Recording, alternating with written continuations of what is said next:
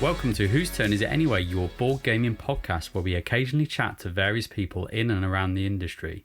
In today's episode, we're doing just that, and Mr. James Davey and I are excited to have a conversation with Brendan McCaskell from Out of My Mind Games, also known as OOMM Games, to talk about his experiences in the industry leading up to their latest crowdfunding project, Stonesaga. So let's not waste any more time and jump over and meet Brendan.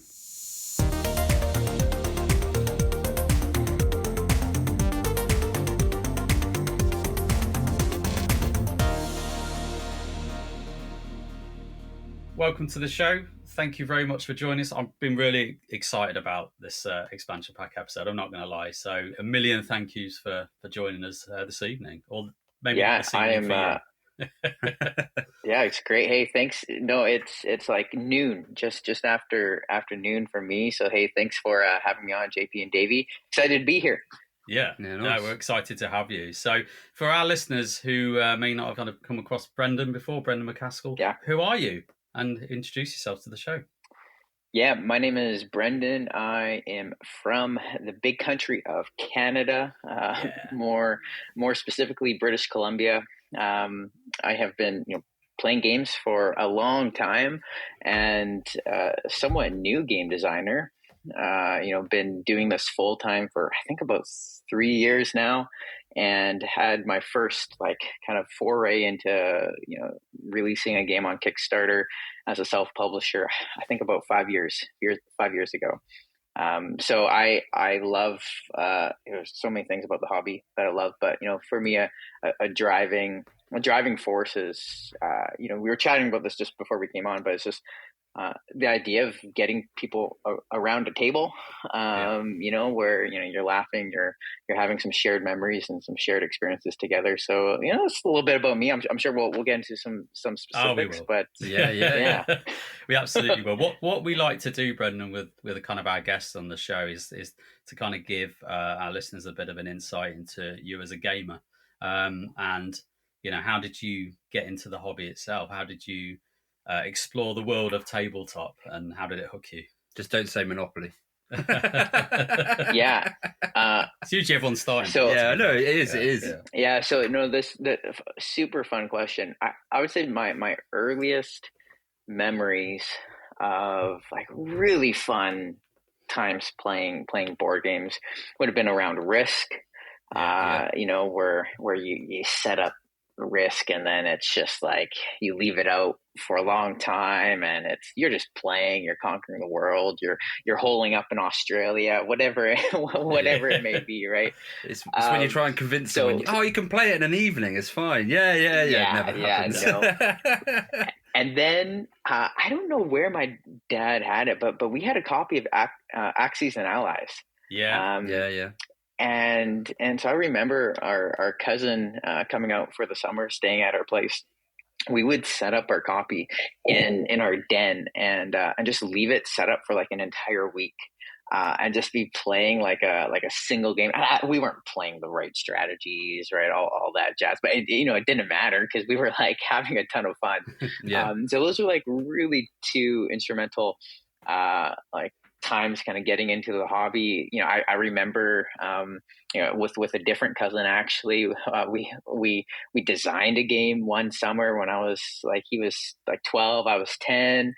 I don't remember what the game design was, but I do remember it was kind of like a dungeon crawler thing, but it had multiple dimensions, and so nice. It's multiple levels. No idea. I think Chronicles of Drunagar does it now or something, right? So maybe they obviously I stole the idea from 10-year-old Brendan, but you were ahead of your time. That's what it was. You were ahead of your time. Yeah, I guess so. And then royalties, you'd be fine. And then in high school, we actually I elevated in my nerdiness level when it came to games. I got this new friend who was big into Magic, big into Warhammer, and just also kind of brought a few board games. So we went into Risk. What was the futuristic Risk? 2942. I played the Legacy one, but that was it. Okay, so there's this futuristic Risk with a moon and and you also have these commanders, and you can play these cards, right? So it just like elevated the strategy. I was introduced to a few other games like Settlers and Iron Dragon, just a bunch of these like kind of games, getting into the hobby a little bit. And I guess that was the beginning.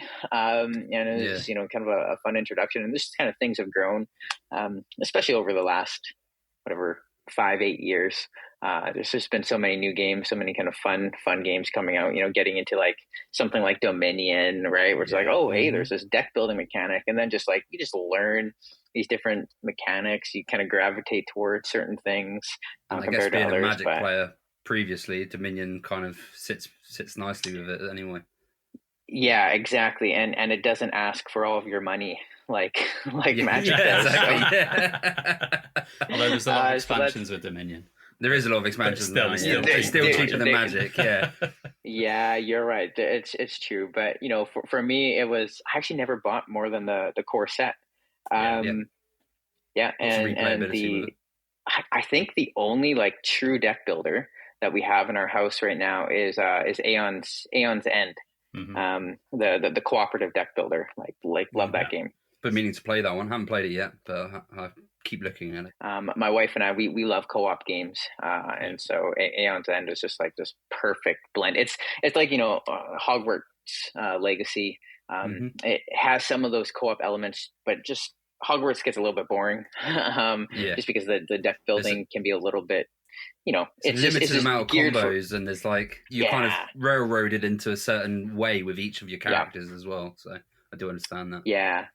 Yeah, so that's kind of, and then now like the games what games am I playing? I love.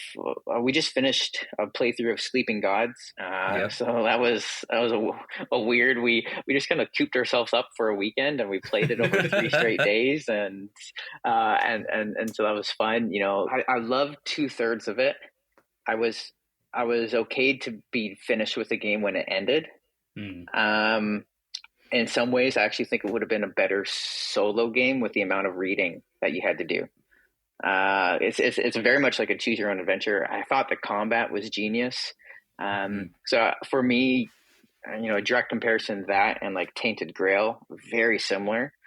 And I think Sleeping Gods had better mechanics. Tainted Grail, better theme. Okay, so Sleeping Gods kind of went on a little bit too long with its lore and everything else, I suppose it's when you're doing the reading, I found this with some of the story narrative driven games is there's a lot of reading to be done. The other players kind of sitting there going, great. And it's not as immersive for them unless you're reading it, it's fine. But when they're listening in, and it depends on how you take information in, it can be a bit like, can we get on with it then? That's why sometimes the app is like an app reading it to you can maybe immerse you. I think there is a foreteller app for Sleeping Gods. But Sleeping Gods actually had a really great thing where it had like this bullet point summary for each of like the long text. You could actually just like skim and then go to the summary, and it tells you everything you need to know. So it was, I liked it. I was like, oh, that's good. Yeah. Cool. Sounds good. Yeah. Okay. What's your if you had to name one game, which is always difficult because someone asked me this, what's your favorite? Like right now, maybe at the moment. At the moment, right now, what is your favorite? What are you really absolutely enjoying? Oh man. It's tough. Start to sweat, and you're like, oh my god, which one is it? Yeah, well, it's Desert Island game. One you had to take. It's interesting. So I'm a pretty interesting, probably case of a game designer. We have one shelf in our house that is allowed to have board games on it, and I rotate through games so quickly. So like, because I buy new stuff. I play it for a couple weeks, and then I sell it for like $20 or $30 off, and then it's just like in and out, which I love. It means that there's not a lot that stays on the shelf. A couple that do. We have Terraforming Mars. That's like for us, that's one of our top Euro games. I had Ark Nova because the hype was all about Ark Nova. Have you guys played it? Yeah. Got it. Yeah. Okay. Curious to hear your thoughts. For me, I liked it. And we played it. How many times did we play it? Maybe half a dozen times. But there was just something that wasn't hitting me the same way. And I think it might have been the final 2 turns of Arc Nova where you get this like weird crossing. And I actually, at my first play, I was like, oh, that's really clever how this game ends. And then the more I played it, the less like satisfying it was. Because it's like, it does something like strangely unintuitive. And it can feel bad where it's like, for a player. Yeah. So you get a negative score. You're just like, wait a minute, I've just played for an hour and a half, 2 hours, and I've got a negative score. Minus 17. Yeah. What have I done all evening? Yeah. Yeah.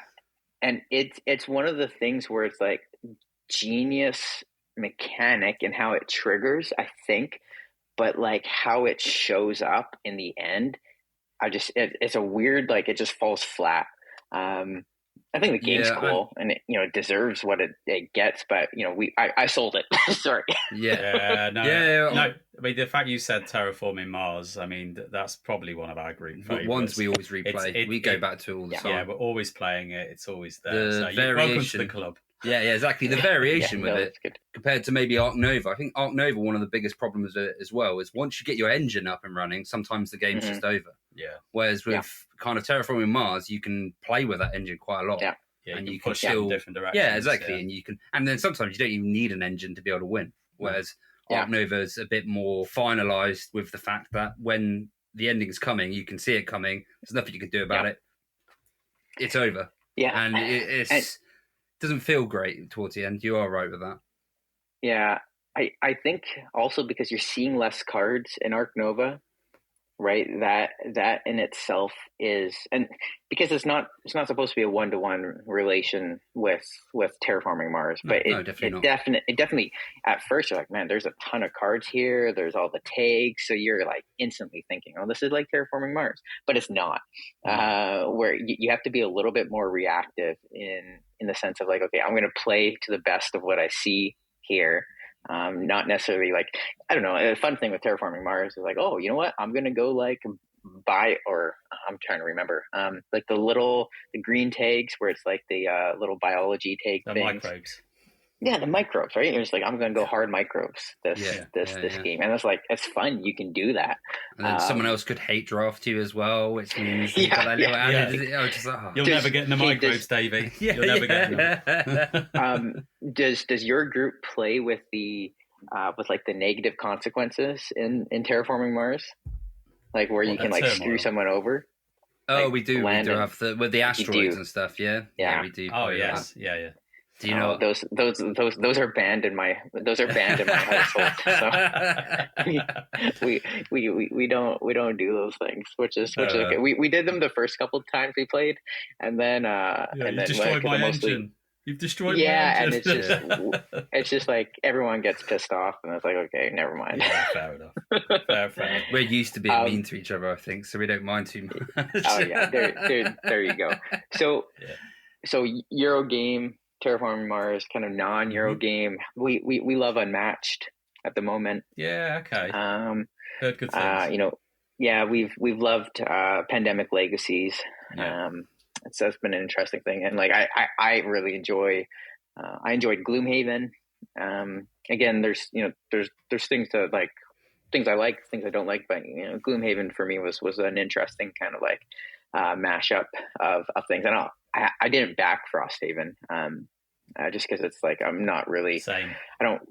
I just don't want Frosthaven on my table for a year right now. Yeah. Maybe I've already played 12 years, hours of it, but have you? Yeah. You're deep. Oh yeah, I'm deep in already. Yeah. Okay, it's good. So it's expanded on the things that I thought Gloomhaven was weak. Was like the events weren't varied enough.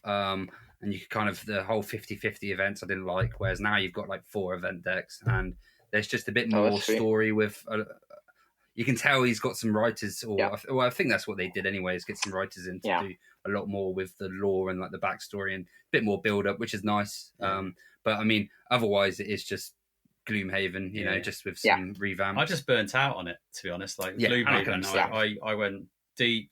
I had 2 campaigns running at the same time. And I played lots and lots of games to the point where I had nights where it was Gloomhaven night, and I was just like, oh, I've got to set it up. And as soon as I felt that way, I thought, no, this needs to change. It's not fun anymore. It's just, the setup is the daunting bit.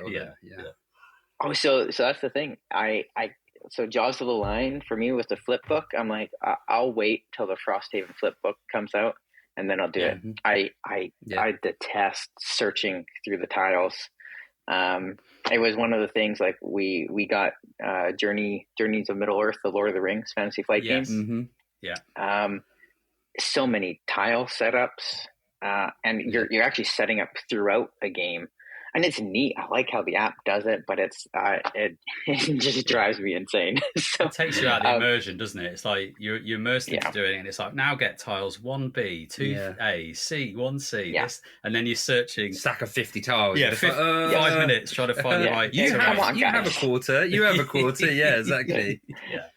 But it's quite incredible to think about. Like, you know, whenever someone asks me what I do for a living, it's a weird question to answer, right? It's like, I make board games, and then I always have to say for a living on the end. Just to make sure. I've always kind of like dabbled in, I guess, in game creation. Even so, you know, a job I had in my early 20s. I was a program director at a summer camp. Summer camps are like huge here in Canada. So I worked at this camp. We had thousands of kids come through, and I would run these games for like 300 people at one time. And so you don't really think about it at the time, but you know, looking back, it's like, oh, I'm learning balancing, I'm learning flow, I'm learning like, okay, hey, this is the experience I want to capture, so this is the game we're going to make, right? You know, okay, you can actually play something too long. If you play, you know, if a fun thing lasts too long, it's no longer fun, right? And it's like all these different kind of like elements. And so, you know, the transition into a lot of like the game design creativity stuff was, you know, it was a pretty, I guess, normal transition. The thing that maybe is less normal is, especially when I'm like deep into play testing, I don't play anything else. Like I don't want to play board games, and so that's like less enjoyable, where it's like, oh hey, it'd be fun just to like sit down and play a board game, but I'm like, no, I've just been play testing in TTS all day, this new expansion, this new mechanic, and so the last thing I want to do is like learn a new game and play it. And so, you know, that's work, and it is work, so I understand. Yeah, exactly. But then, you know, I think that goes back into why I cycle through my board game library so quickly. It's because it's fun for me to learn new things, you know, to see what people are doing, and then, you know, move along. Because there's a lot of fun new things that are happening. And you know, I'm looking at, there's like Polygon just released an article on tabletop Kickstarters, and there was 4,042 successful campaigns last year. It's crazy, isn't it? And this, absolutely, you know, this include, you know, it includes like role playing games too, but it doesn't matter. Like over 4,000 games or variants or accessories, like, but even if it's like 2,000 games or 3,000, that's like an insane amount, right? So it's neat. It's neat to be a part of it in that sense. Yeah, I always found with more modern board games is they're more akin to like computer games, and a lot of people around our age group used to play a lot of couch computer games and all of this, and those don't really exist anymore. It's all online. So to get that social interaction, you find that you start leaning into the board game side of things. And it's so true. I mean, that's my kind of resurgence into the hobby about 5-6 years ago, was just that callback to playing, I think I said this before, but playing Bomberman 4-player on the Super Nintendo, right? Like, fun. Just sitting around having a laugh, banter, and just the fact that people get blown up and stuff. And, you know, it's just classic. It's just the fact you're sharing that experience. And just playing, I think it was XCOM, the board game, which I still admit is the worst game to get anybody into the hobby, because it's so stressful. but again, it kind of worked. It's like, oh my god, this is like a new experience. And then, you know, it's from there you then, as you said, Brendan, you're learning all these different mechanics like deck building and worker placement and dice drafting and all these things, and suddenly you start talking a different language. So people don't understand you anymore, which is fine. That's JP. I love that. For some reason, I never made the connection between like couch play and now board games. That's wild. And I love it because I loved sitting on the couch playing GoldenEye with very fond Is memories. Objob banned? Was Objob banned? Like, slappers only, and you kneel down. Hey, stop screen looking. Like, okay. Actually, you would stand up in front of the TV of your part of the screen and just be like, no, you're not allowed. You can't look at that. Or Halo LAN parties where we would have one TV upstairs, one TV downstairs. You do something fun, the upstairs people start banging on the floor, right? All those fun moments. Cables running everywhere. Oh my gosh! It's great to think, because that's exactly like when I think about any any new design or new concept, it's always, for me, it's always coming out of a place of like, hey, what's the experience that I would like to capture. What is that moment of, you're talking about XCOM, okay, hey, we're feeling stressed, right? What is the moment that I want to capture, right? And those are like fun things to think about. Like, so I'm always like that's like the first consideration before any like mechanics. Sometimes theme and that experience is all tied together, but it's that is always that experience for me, which is so cool with games these days. Yeah, it's quite a unique point to look at, actually. I like that. It makes sense though, right? Yeah, it does make sense. Like, that's me. I'm always looking at mechanics. I'm always in my head. I'm just like, but really, what's the why? Should be exactly. The why is the feeling I'm supposed to be getting, which either is fun, stressed, and it makes more sense. Fun should be, and your experience should be the top end. It's like, why do you go and see a horror film, right? You go to get scared, but it's fun to get scared, So it's the feeling it invokes out of you. Yeah, it makes perfect sense. Yeah. So, whilst we're kind of on the themes of games and game design, I'm really intrigued, Brendan, how you kind of started OOMM Games or Out of My Mind Games. Like, where do you start? One day doing a job as something, and then suddenly, I'm going to create my own board game and publishing company. Yeah. So how did it start? No, that's fun. So a couple things. I'll go back before. I actually didn't start OOMM Games. Okay. Yeah, so you thought you were talking to the owner of OOMM Games. Joke's on you. Nicely played. But so like 5 years ago, super interested in Kickstarter. Like I backed my first project on Kickstarter, I don't know, maybe a decade ago. So like early on in the crowdfunding days, I've always been a little bit, entrepreneurial minded and kind of creatively bent. And so, I've been thinking for a long time, what would be cool to do on Kickstarter. Like I would like to do a Kickstarter. And then board games were increasing in popularity, and this new game rolled out, and it was PUBG. Before Fortnite, there was a game called PUBG. Yeah, and I was like, this would be a very cool board game. And then I started developing this game called it's called Last One Standing. And then Fortnite actually came out as I was developing it. I was like, wow, that's very fortunate. And then so kind of did all the work except the artwork, where I hired a Russian artist to do the artwork for that, because I was very cheap and didn't have much money. And I found this guy I don't even know where I found him, and did everything else. Went to Kickstarter. I think I raised like $28,000, enough to get like a print run, sell it. It was a really neat experience. The game sucks. At least At least I think it does. Looking back on it, I'm like, oh yeah, that's like not the greatest game. But it was, I was doing everything, and for me, it's just a part of the experience. At that time, I guess it's also a stepping stone. If it's your first game and everything, then you're going to learn from your next one, and you always learn by doing it wrong. Yeah, you always learn by making mistakes. You don't learn if you do everything right. So yeah. Oh, like totally, and I wasn't even thinking so much about what was going to come afterwards. I was just like really interested in just the whole process itself. And from that game, I actually got connected to some people in town. And so there is this like small video game called Club Penguin. I don't know if you guys are familiar with Club Penguin at all. Yeah, I've heard of Club Penguin. Yeah.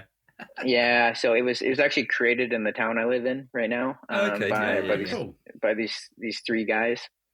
They ended up selling it to Disney for a whack ton of money.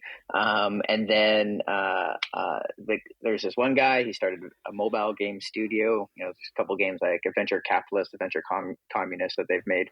And then he was just like, hey, it'd be fun to start a board game studio. So he started this board game studio called OOMM Games with another guy, Jonathan.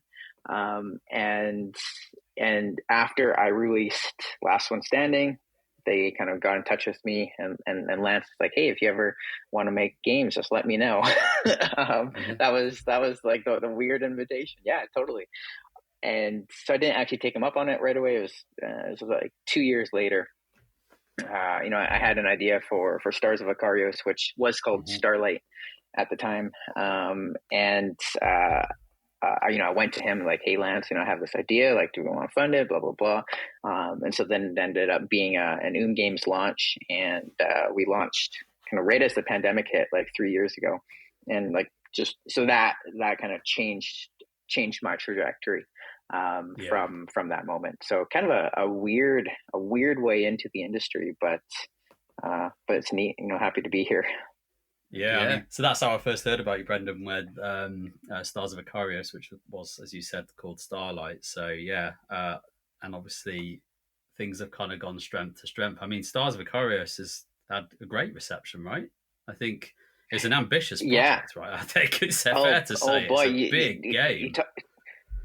Talk about lessons learned. Oh man, learned a lot of lessons with that. It's not quite as big as the Gloomhaven box, but it's close to size, to size and scope.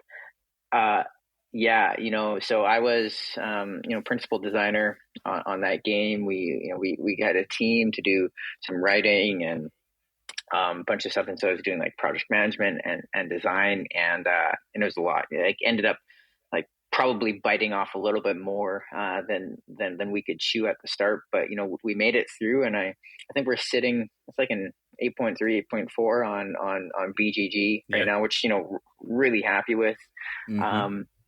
It's crazy, right? It's a campaign game. Really big. It's for me, it's talk about the experience that I wanted to capture. I love like the dog fighting scenes in Star Wars, where it's like fast and loose, and the Millennium Falcon's doing weird barrel rolls, or the X-Wings doing stuff, or like a Star Fox vibe. Like that was like the experience, right? And I'm unlike Last One Standing, I'm really happy with how, like, especially the space, especially the space combat. We went through quite a few iterations on the design, and throughout we went pretty arcadey in some of it, where it's fast. It's like really fast paced. So enjoy it a lot. We shipped it. There's like, it's a bummer because the rule book, in some ways it's a bummer because the rule book's huge. The scenario book's like 200 pages. And so it was like, oh shoot, there's some errors in here, and there are some errors that we're going to clean up. We're going to do a 1.5 edition release here pretty soon. But massive lessons learned as moving into Mythwind. Like we just hired a really skilled technical editor to redo our rule books and Mythwind. It's just a bunch of things. So it's like, okay, hey, you know what? Maybe I'm not the person to write these rule books, and that's okay. I guess it's quite hard when it's your baby though, because you've been there for the whole process. You know the rules best, but maybe you're not the best to articulate it. So it's like, don't take it from me. Yeah. The guy we brought in for Mythwind, his name is Adam Baker. He was working at Fantasy Flight. I think he worked there for like 8 years. So he was their senior technical editor. He wrote the rules on the new Descent, on the new Twilight Imperium. You can Google find his name on Board Game Geek. He has a massive resume, and so when he sent back his first draft of our Mythwind rulebook, I was like, oh gosh, yeah, you're like, we're keeping you. So worth his weight in gold. And I guess that's a big process with games now, is like the optimized rule books make them more accessible, even though sometimes the rules are more complex. Yep. If that rule book's structured simply, you can understand the game and you can just put it down and like hit the ground running. It's a massive barrier, I think, for gamers and people, isn't it? The rule book is usually the first thing you're going to pick up. Obviously, after punching all the gorgeous bits out. But generally, when you're sitting down, I've got to learn this. Well, obviously, some people might go to the videos if there's a produced video for it. But me personally, I'm old-fashioned. I like the rule book. I'm very English. I like to sit there with a cup of tea and with the rule book on a Sunday afternoon, and that's my fun. That's fun times for me. I realise that's not fun for everybody. If that rule book's quite not well structured, or it's just a big barrier to go over it, it's a hard hurdle. But it just depends on your appetite of learning games, I suppose. Yeah, and in some ways, because of our games, kind of appeal towards like the hardcore of like the hobbyist market. There's a little bit more, people come in with this like existing backlog of knowledge, right? They've played big campaign games like Frosthaven or Tainted Grail or something. So there's like a lot of different frame of references, which is, it's an interesting thing because there's been a trend in video game design lately of the tutorials are either non-existent or like really shrunk down, and video games are just asking so much of the player to start. They're just assuming that the player's coming with this certain knowledge. I don't know if either you guys play games or played Elden Ring. Played all the From Software games. There was zero tutorial in Elden Ring. Like, I've never played a Dark Souls game, right? And I had Elden Ring as my first. Neither have I. No, and I was like, oh my god, this is hard. Literally getting killed and hammered. Try Tarkov. That it just throws you in the deep end. Doesn't give you anything, and then it's just like, and you're like, how do I do? You literally just have to wade through YouTube videos for like a good hour before you even start playing. I'm trying to think if Breath of the Wild even really had a tutorial. Well, it had that beginning island, though, didn't it? It starts you off on that raised island above the plateau, and then it kind of you explored that little small area, and then it was like, now the world is yours. Yeah, off you go. It had a couple of signposts where if you miss them, it didn't tell you, or you chop them apart like standard, and then you just didn't really learn. Teach you like the cooking mechanics and all those different things, right? No. And so there's been a trend, right, where it used to be an on-the-rails experience for the first hour for video games, and now it's not. I'm like, wow, board games, we're a couple years behind, and so we're getting these kind of on-the-rail experiences for the first hour or two, which I think we need right now for a lot of gamers, right? People who are coming into the hobby need to know. But are we, in 5 to 10 years, going to be at a spot where we can just assume that our audience has this like level of knowledge where it's like, okay, they know what worker placement means. You see certain mechanics and you go, oh, that's that. I know how that one works. And then it's just the symbols, what those mean. all you need is a little menu with what each symbol means. You can off you go. Yeah, like and so I don't know like necessarily like where that's going, because there's the other limitations of board games, right? We don't have the the program running all of like the setup and like all those different things in the background, right? But it is interesting to kind of think about. Going forward with games. Yeah, I've never thought about that before. It's interesting because the games have kind of gone like that, and they let you experience it afresh and kind of just dive headfirst in, which sometimes can be nice, sometimes can be infuriating, but depends on the game, doesn't it? It does, yeah. But that's a cool concept. It is interesting. Like jumping ahead, I know I'm skipping Mythwind, and Mythwind's like very interesting to speak about. But Stonesaga, like, so I don't even, when does this go live? Stonesaga is live on. This will be live when Stonesaga campaign is live. Okay, yeah, nice. So like our newest game coming out, it's it's called Stonesaga. Thinking about the experience, like, cool. I want to capture that kind of survival crafting experience that I've enjoyed in lots and lots of video games that I haven't seen really done well in board games. Like that was like the whole premise, and reached out to Max Brook, who did a lot of design on, well, he was with Fantasy Flight, so he worked with X-Wing and Legends of the Five Rings. Nice. And then we got Luke Eddy as well, who's like a Star Wars Legion guy. He's really like two super competent designers, and to see them bring to life this game, and it's very much like there's a lot of systems in the game, which is pretty cool.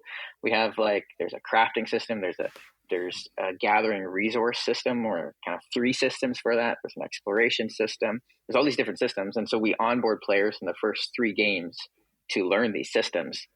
And then it's kind of where we have these, each game is structured in a challenge, but it's like, okay, go. If you want to spend your next 2 games learning how to make a bow, like, go and find out.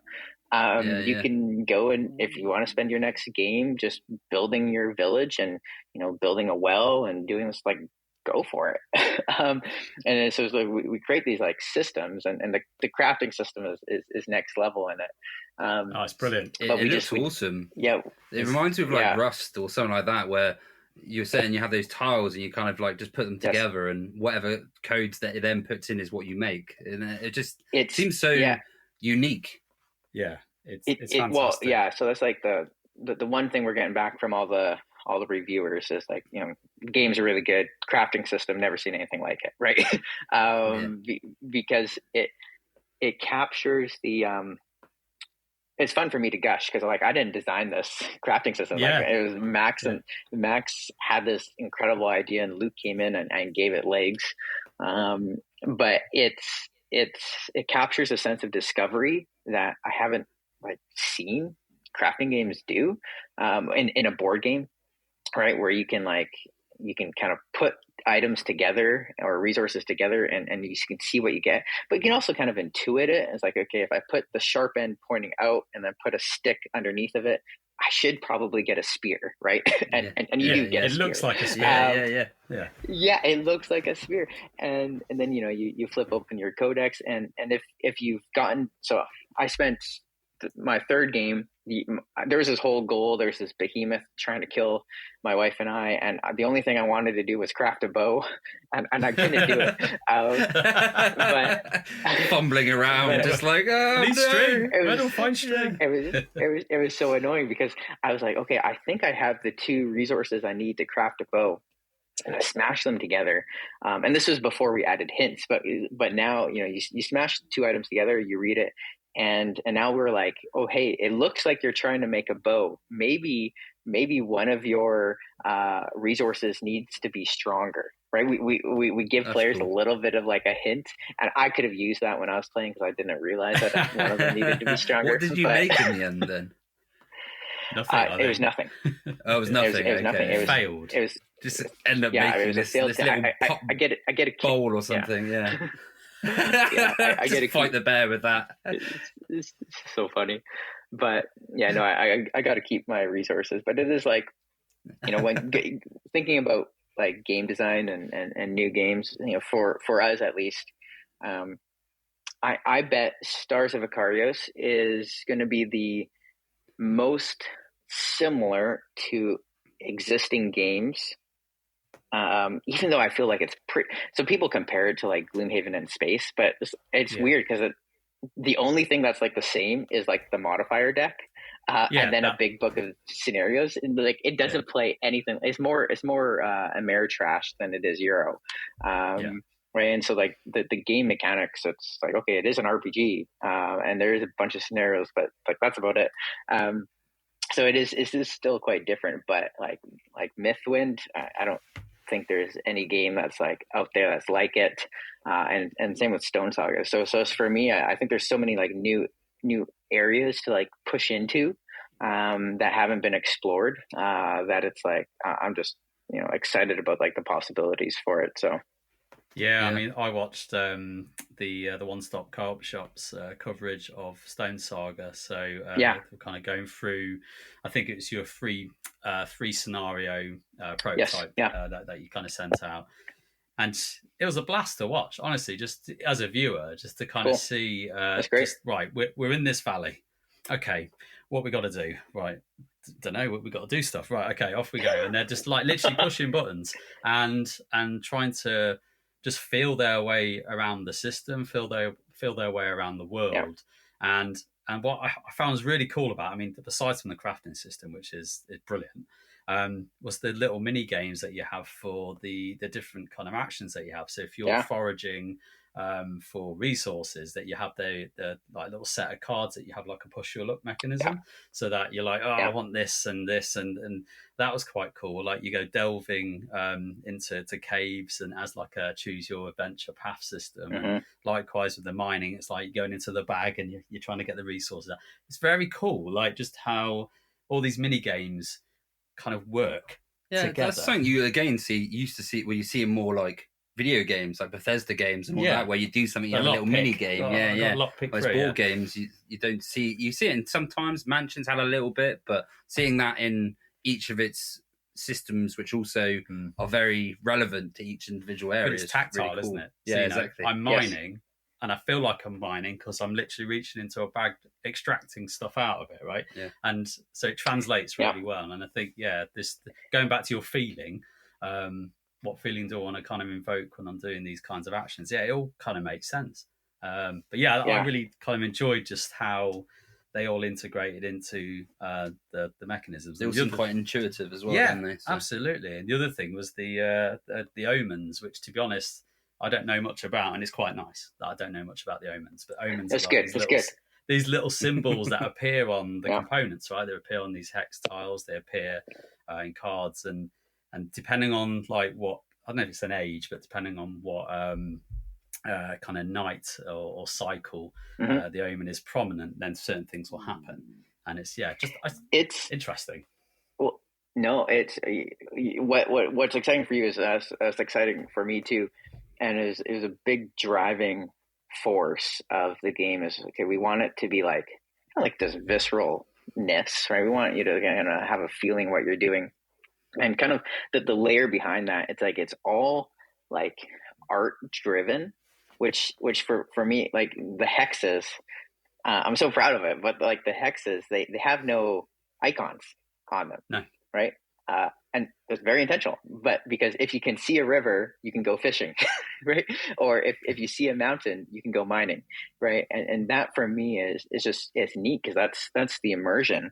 Right. You're exploring this. It's like what you see is what you get. And that's like throughout the whole game, the foraging mechanic, it's the same thing. It's art driven, the mining, you're reaching in. Yeah. And it's like, when I think about, games like Seventh Continent flirted with that idea. It just flirted, right? It didn't embrace it, but it did, say, hey, you can kind of search this and maybe you'll find mysteries. And it was neat that way, but each of those squares are filled with icons of different actions you can do. Same with Stars of Akarios world exploration. It's like there's a bunch of icons that you can do. And not saying icons are bad, but for for how we could, approach this survival exploration game. We wanted people to be like, oh, wait a second, that looks like a moon. Maybe I should like go check that out, right? And to have like these weird moments of discovery, it's so neat. Yeah, that's really cool. Yeah, it's a blast. So one of the things that you kind of talked about when I've watched interviews with yourself and other content creators is about the box lid, right? The fact that it looks like a cave painting, and actually encouraging players to actually write or draw symbols of their experiences or certain events that happen in their game.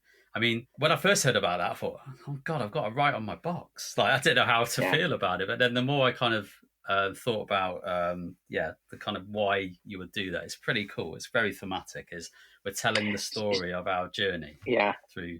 Which is, so cool. Let me say this off the top. For those of you out there listening who are like, I don't like writing on any of my components, don't worry. We provide you a journal that you can you can write on. Okay, so you have a journal you can write on, and if you really want to, you can buy the add-on leather-bound journal. Okay. Nice plug. Nice plug. Yeah. Did you hunt the leather yourselves? Actually, whatever.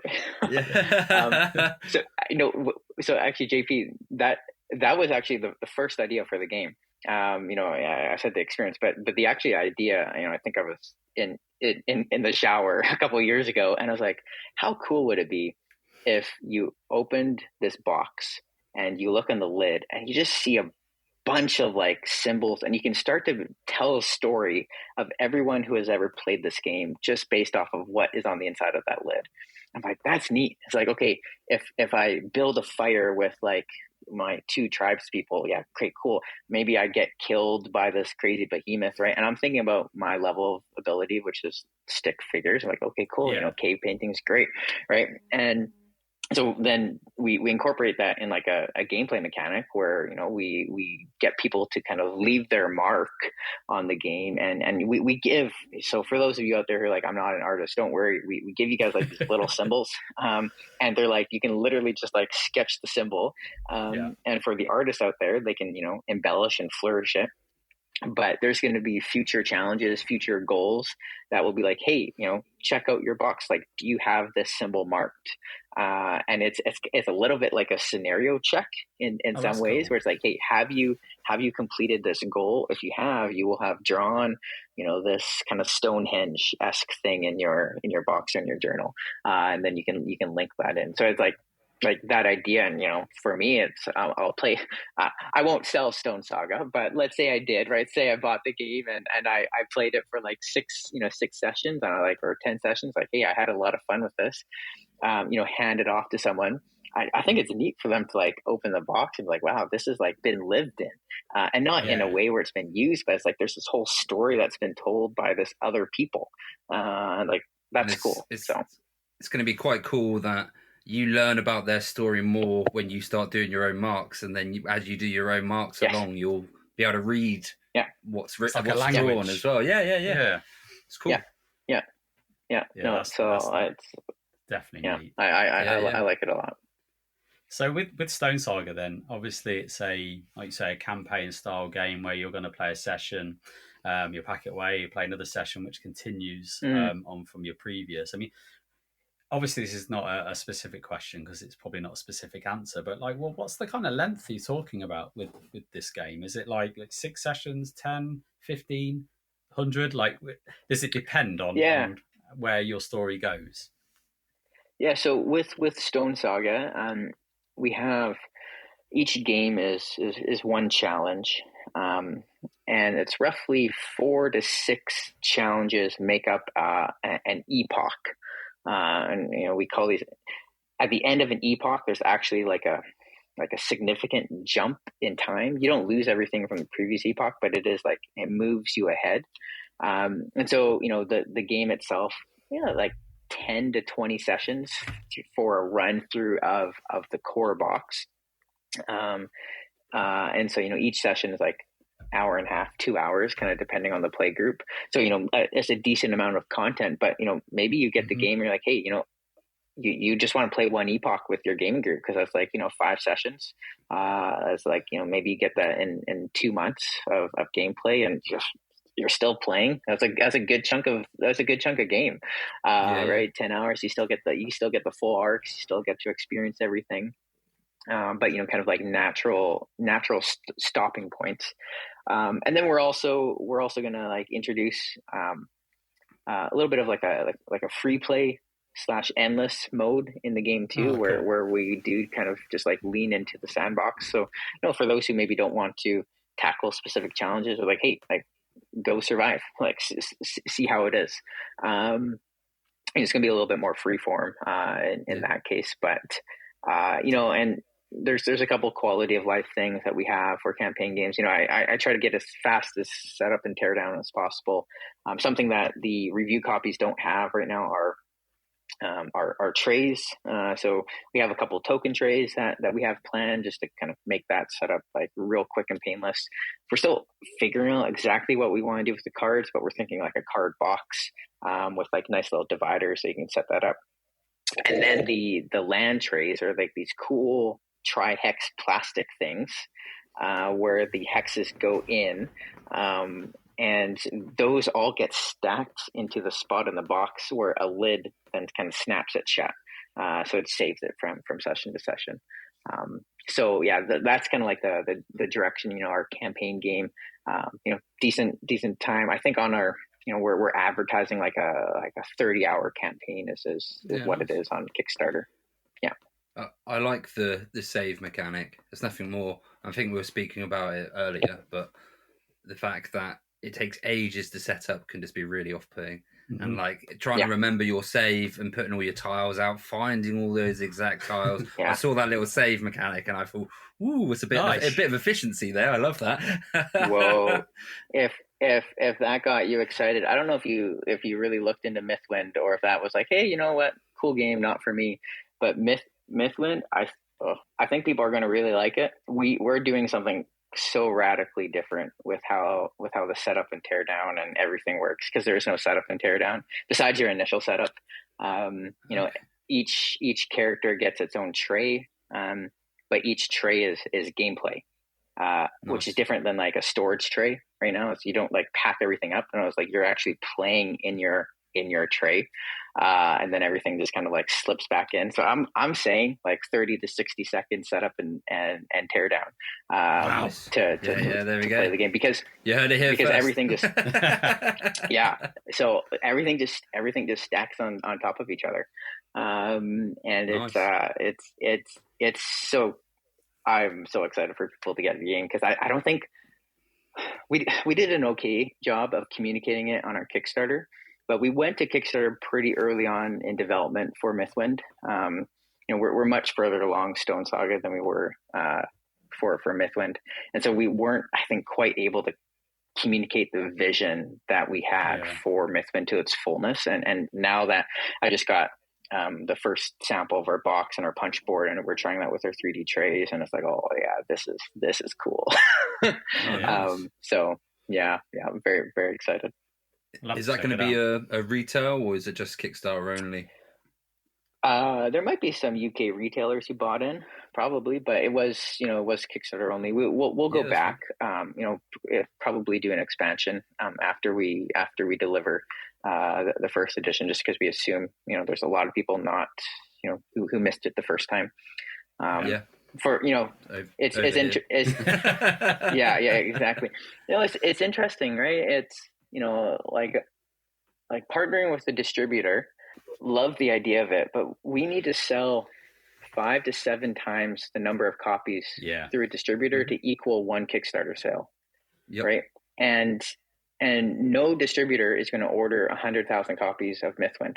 Like they're just not. It's it's like $100 game. That's like they're just not going to do that, because hobbyists, you're already fighting for so much store space. So unless you're like a Gloomhaven name, it kind of doesn't make sense to like really pursue it. And so we, for us, it's well, and also a big thing for me is I love the communities that kind of spring up from Kickstarter, from Facebook, from Discord, where it's like people who back one of our games, they know who I am, right? They know who our designers are. They get to meet, they get to communicate with Max and Luke in our Discord channel, and that's a really unique relationship that I think is better for both ends, because we ask for feedback, we incorporate feedback, and it's just the cyclical development process, right? Yeah, definitely. I mean that's one of the great things, and when I kind of mentioned earlier about Stars of Akarios is your and Max and Luke's involvement with the community, not only up front before the crowdfunding campaigns happen, but during the campaign, when the campaign's done, the continuing kind of support and communication out there it's just fantastic, because a lot of the times people get you all buzzed up and excited, and then you hear nothing for the year, and you get the odd updates, etc. But I know that I don't know how many hours you must have poured into even after the campaign was done on Stars, but even just supporting, answering the questions, and just engaging with the community, it must have took a big portion of your your time. But I know it is well received. Yeah, no, that's good. Thank you for saying that. It was unexpected. I had other stuff slotted for like those 2 months for work. I was like, oh, wait a second, this is going to take a little bit of my time. Yeah. I've underestimated this. It's quite a new age development process as well, having this like constant communication, and not all developers do it with board games, and it can get the community quite irate, and rightly so, especially if they end up making a game that no one really wanted in the first place and they change it loads, which they don't listen to feedback. But hearing your guys' process, and hearing your guys' kind of relationship with the community is it's really nice. Yeah, no, that's great. We honestly we wouldn't be where we are unless people took a chance on Akarios Starlight back in the day, right? It's we're relatively unknown developer to see this game, and it's like, okay, hey, great, we'll give you guys some money just to take a shot on it. So massive thanks to anyone who's backed one of our projects. Excellent. Well, thank you for making the games. You make the games, we'll love playing them. I'm sure. Yeah.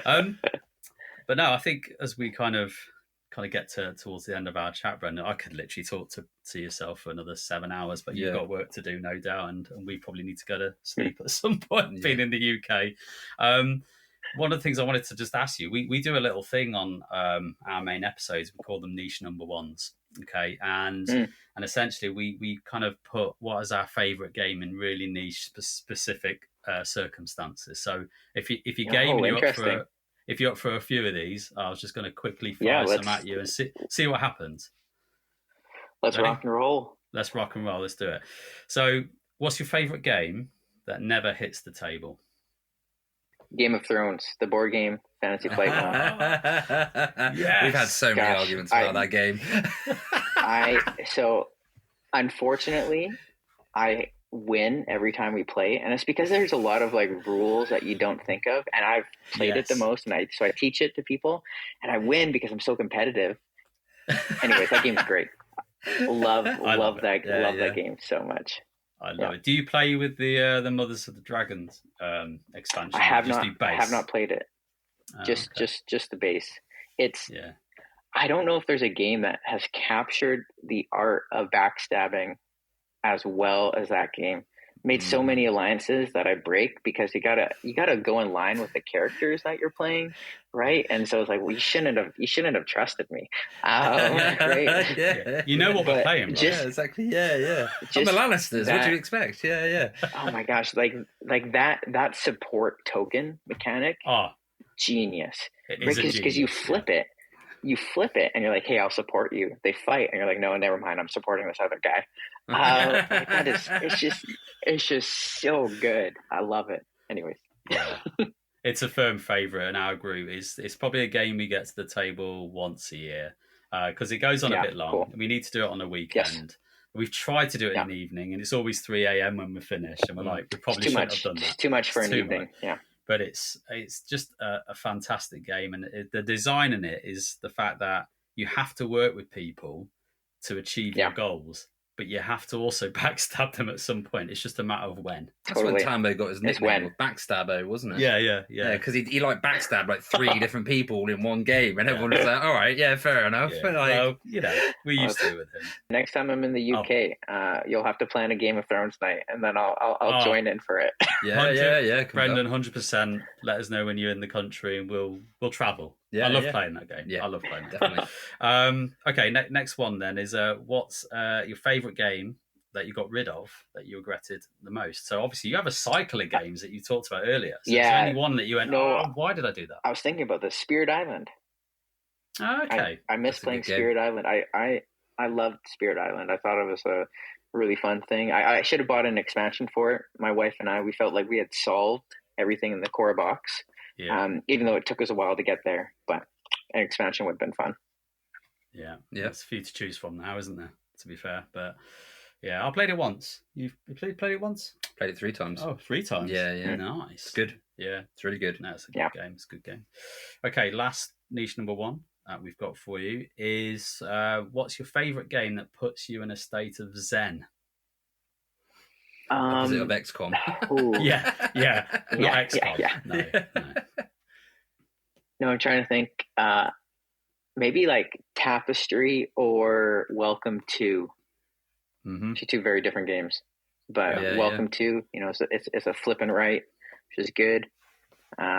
Tapestry, I don't know. You just get into the zone. You don't really care about anyone else around the table. You're just like doing your thing, right? Moving up a track, doing lots of combos. Exactly. Happy days. 4 tracks. There's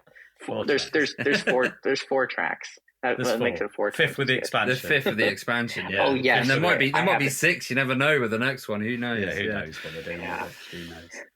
Great stuff. No, thank you for that. I just thought we like asking some of our guests some of our niche number 1s. It's just a bit of fun, and we actually love doing those episodes, right? Yeah. Because we just think of some random ones. Yeah, exactly. See what happens. Okay, so the last thing to ask you then, Brendan, and we'll wrap up, is kind of what's events or what kind of games are you excited for in the future? Like what's coming up that you're looking forward to? Outside of Stonesaga and Mythwind, those are kind of like 1 and 2 for me.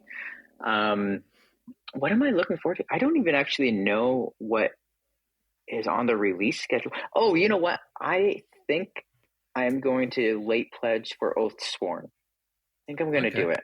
You've been toying over this one, haven't you? Yeah, I'm Frosthaven on the way. I'm never going to get to it for like a year and a bit. So. And Oathsworn looks like it's done some new things. And I think I'm going to pull the trigger. I get the reminders from GameTown. You have a $1 display, whatever it is. And so I'm like, okay, like, yeah, maybe. I might do it. I might do it. Yeah. No, nice. It looks pretty cool. I'll probably refrain from looking too much because put me over. Yeah. It's expensive. It is. Yeah. If you go all in, it's not cheap. It's not cheap. Oh, I would never. How about events? Base game for me. How about events? You got any events coming up? Or it's a great question. We were talking about conventions earlier before we started recording. You might see me at Gen Con this year. Cool. Yeah, you might see me at Gen Con this year. We don't have a massive convention presence. This year we might start to increase our convention presence with OOMM. So Gen Con, potentially Origins, and we show up to Shucks, but Shucks is a really small convention compared to the other ones. So yeah. Well, hopefully we'll look out for you. Yeah, we need to get across the pond though, don't we? Exactly. Yeah. We'll muster up some funds and we'll come over. But no, it's on my list to pop over to a US or convention or even in Canada, like where you're based. So it'd be awesome to kind of combine that with a trip.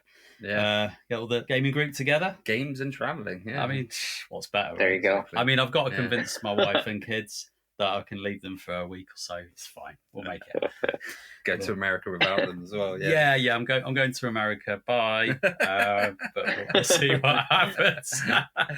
But no, look, Brendan, thank you so much for taking your time to speak to us today and jumping on the podcast. We really, really appreciate it. And as I said, I'm sure we could literally just talk about your game designer kind of brain for many, many hours. But no, thank you very much.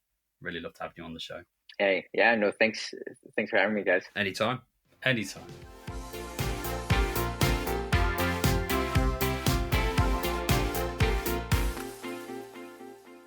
Hopefully you enjoyed our chat with Brendan, but before we wrap up, let's cover off how you can get in touch with the show. As always, we have so many handles and different ways you can do that. First, we have Board Game Geek, where you can subscribe, become a fan, and check out our episodes on there. You can contact us directly on our email, players@whosturn.co.uk.